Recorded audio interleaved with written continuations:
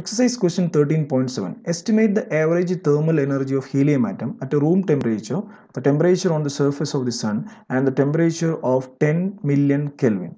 So in order to calculate this one, we already know average kinetic energy per molecule is given by. What is the average kinetic energy per molecule?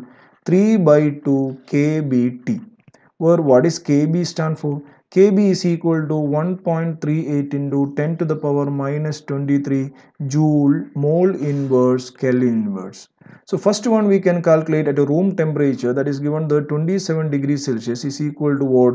300 Kelvin. So we can use this formula. E is equal to 3 by 2 into 1.38 into 10 to the power minus 23 into what is temperature here? 300 Kelvin. If you substitute this one and calculate, you will be getting the first answer as 6.21 into 10 to the power minus 21 joule. This is the first part.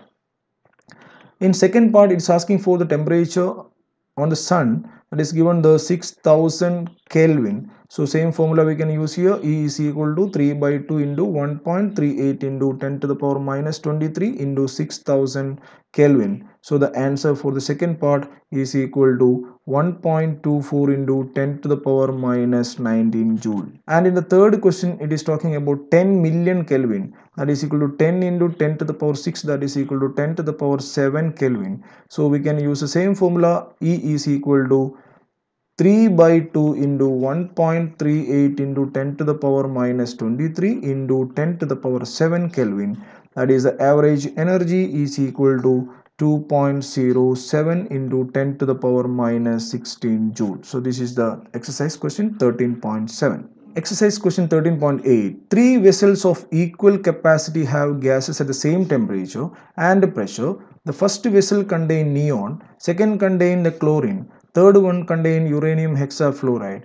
Do the vessels contain equal number of respective molecule?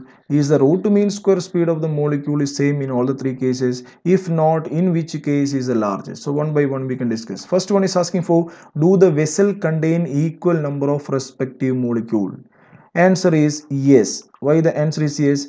As you already know the Avogadro's hypothesis. What is the Avogadro hypothesis talking about? Equal volume of all gases under the similar condition of temperature and pressure contain equal number of molecules. So first one, the answer is yes according to Avogadro's hypothesis. Second one is asking for, is the root to mean square speed of the molecule is same in all the three cases?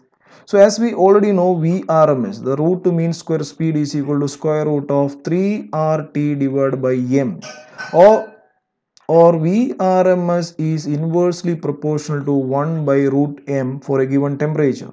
So it is depends upon the molecular mass. So you can say here the answer is no. Now among the given gas, one is monoatomic, diatomic and polyatomic. Which one is having least molecular mass? The least molecular mass is for neon. So the VRMS or the root mean square speed of which one will be greater? The neon will be greater. Exercise question 13.9. At what temperature is the root mean square speed of an atom in an argon gas cylinder is equal to RMS speed of the helium? So we can write here the RMS speed of first one is talking about the argon. VRMS is equal to square root of 3RT divided by M. This is a basic formula. So we can write here for argon. V argon is equal to root of 3RT divided by, what is the molecular mass of the argon is given the, what is the molecular mass of argon is given the, that is 39.9 atomic mass unit. No need to convert here. Now in the second one it is given the, what is the root mean square velocity. So what is the root mean square speed of helium gas, said as VHE, is equal to root of 3R. Now the temperature is given the minus 20 degrees Celsius. Minus 20 degrees Celsius is equal to 253 Kelvin. All divided by molecular mass is given the 4. Now in the question it is given the root mean square speed of argon is equal to root mean square speed of helium. So we can write here what, root of 3RT divided by 39.9 is equal to root of 3R into 253 divided by 4. If you calculate this one, 3RT divided by 39.9 is equal to 3r into 253 divided by 4, 3r cancel. So temperature T is equal to 39.9 into 253 all divided by 4, and you are getting the answer as 2523.7 Kelvin. So this is a way to do it. Exercise question 13.9.